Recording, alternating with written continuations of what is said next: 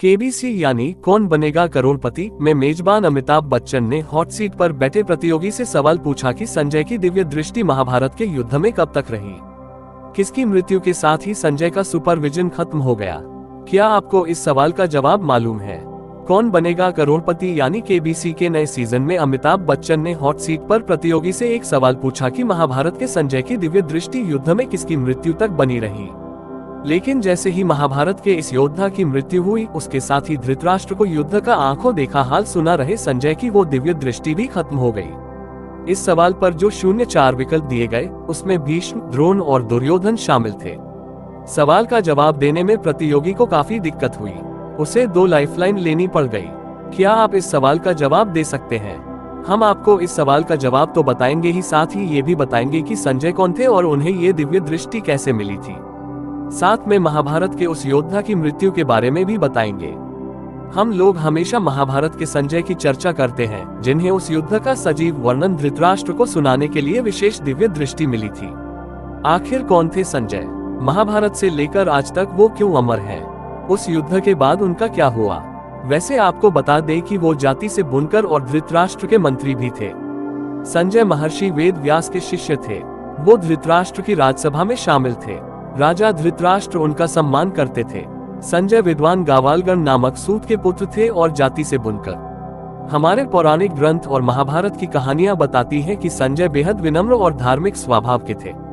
देश के पहली और एकमात्र ऑनलाइन देसी एनसाइक्लोपीडिया भारत कोश में भी संजय के बारे में विस्तार से बताया गया है।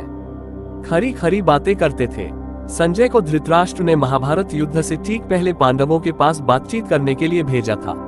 वहां से आकर उन्होंने धृतराष्ट्र को युधिष्ठिर का संदेश सुनाया था। वह श्री कृष्ण के परम भक्त थे। बेशक वो धृतराष्ट्र के मंत्री थे, इसके बाद भी पांडवों के प्रति सहानुभूति रखते थे।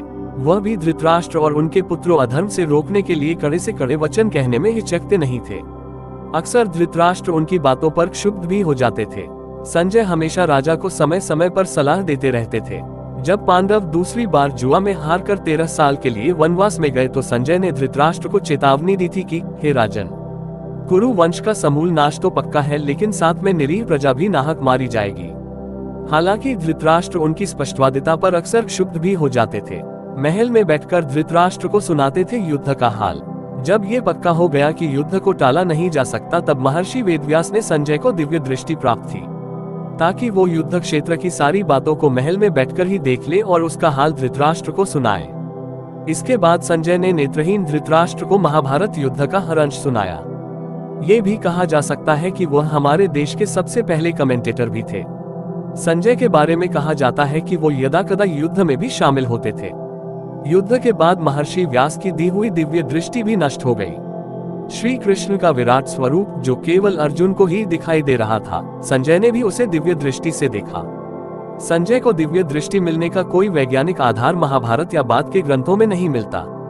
इसे महर्षि वेदव्यास का चमत्कार ही माना जाता है।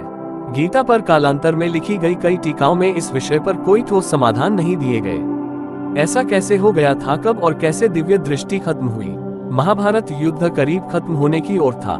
कौरवों की ओर से ज्यादातर बड़े योद्धा मारे जा चुके थे।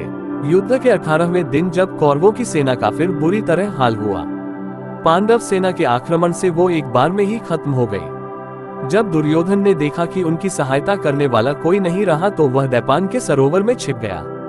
तब भीम ने आकर दुर्योधन को ललकारा। भीम और दुर्योधन में गदा युद्ध हुआ, जिसमें दुर्योधन आखिर मारा गया। इसके साथ ही 18वें दिन महाभारत के युद्ध का भी अंत हो गया। संजय की दिव्य दृष्टि भी इसके साथ ही खत्म हो गई। बाद के जीवन में संजय ने क्या किया? महाभारत युद्ध के बाद कई सालों तक संजय युधिष्ठिर के राज्य में रहे। इसके बाद वो धृतराष्ट्र, गांधारी और कुंती के साथ संन्यास लेकर चले गए। पौराणिक ग्रंथ कहते हैं कि वो धृतराष्ट्र की मृत्यु के बाद हिमालय चले गए।